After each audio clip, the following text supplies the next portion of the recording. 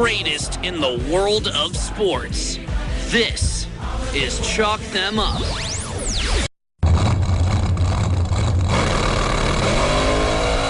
Race against the chalk. All right, ladies and gentlemen, this is where I dish out topics to Matt and Ethan, and they have 10 seconds to respond, and I cut them off after that. I won last time. I pick a winner at the very end. So the first topic, the Vikings recently gave superstar running back Adrian Peterson a contract extension through the year 2017, in which he'll receive $96 million with 36 of it being guaranteed. He's now the richest running back of all time. Matt, is it deserved? I think it's definitely deserved. I think his style of running in the division that he plays in, he is the all-around best back in the NFL, I believe. And I think he is going to cement that franchise and be their face for the upcoming 8-9 years. Done. I mean, you talk about teams without their best player. You take all day off the Vikings right now, and they are the worst team in the NFC. You can mark that down. No question he is worth that contract. Done. Matt won that one. Archie Griffin is the 12th ranked player in high school basketball and recently said that he was not going to be going to Baylor because he didn't like their colors. What college team would you play for based off their colors? That I would play for? Yes.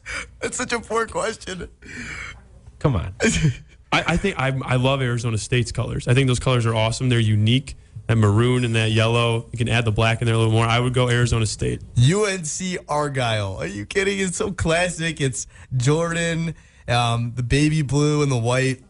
It's all about. Okay, Heather's giving me a high five here. Done. As much as I hate UNC and I love Duke, I'd have to pick UNC too because they're just sick jerseys. Jerseys. Yeah, you're right. Last night, Michigan defeated Notre Dame in a nail-biter. There were 3 touchdowns in the final 70 seconds. Personally, I think it was an instant classic. Notre Dame is one of the most historical college football powerhouses ever. What do you think of them now? I love Notre Dame now because they are 0-2 and they are completely irrelevant. They were completely overrated at the beginning of the year. I am so glad that we can stop talking about Notre Dame because I do not like them. I completely agree. I hate Notre Dame. They need to get over their ego and join a conference already because they have not been good enough this decade to warrant their own TV deal on NBC, one of the biggest networks out there. All right. After Illinois' blowout win yesterday and the rest of the Big Ten struggles, how do you think the team will rate at the end of the year?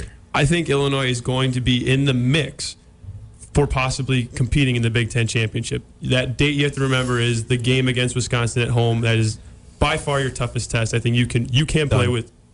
I think it's too early to judge this team. This weekend will be when we truly get the character and the talent level of this team against Arizona State. 6 p.m. Big Ten Network. Just so everybody knows, I said that they're going to be 9-3 this year, so 7 wins. Just calling it out. 7 wins. The Portland Trailblazers owner is selling a private island for $13.5 million. Ethan, what would you do with a private island? I would make a giant amusement park with roller coasters, and I would only invite people that I like. Like Neverland? Grow up. I'd go, man. I'd build a 96-hole golf course, so I'd have 96 holes that are different. So it's not like I have to play the same 18 all the time. I can just play 96 different holes. Dude, you're only like 22. Come on. You're not retired yet. No, I know, but I just love playing golf. Steve Nash was recently crossed by Justin Bieber in a pickup game. Who is the one person that you would never want to get crossed by? Ethan. Wait, Matt's thinking already. Give it to Matt. That I would never want to get? Yes.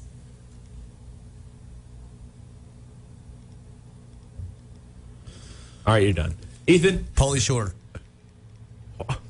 Well, all right. That was a bad question, too, probably.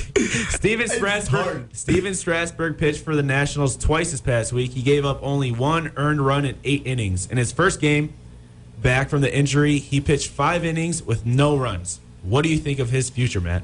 I think there's been success stories with Tommy John surgery, and I really hope that he is one of those success stories because I think that franchise just needs somebody so they can put some people in seats. I mean, he looked spectacular, but I am very, very cautious before I go into believing in a power pitcher like that. I've seen it happen with Mark Pryor, and it devastated me. I recommend Washington fans be cautious with judging him. With the last question, the Illinois football team plays top 25 ranked Arizona State next Saturday. Predict the result and the score. If Illinois can run the football, they have a very good shot of keeping this Arizona State offense off the field. I think they're going to squeak this one out. I think we're going to go 28-24, Illini win, and you might have an Illini-ranked team come next Sunday. God, I wish, but I just think this Arizona State team is too talented on the defensive side of the ball. And, I mean, Illinois has proven that they can move the ball pretty well with the run game against these teams that are kind of lower, but it's going to be very difficult against Arizona State. I don't think they're going to take it.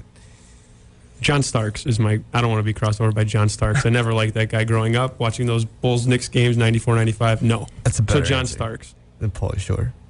The winner for this one is Matthew Masico. Wasn't ready. 5-2. Wasn't 5-2.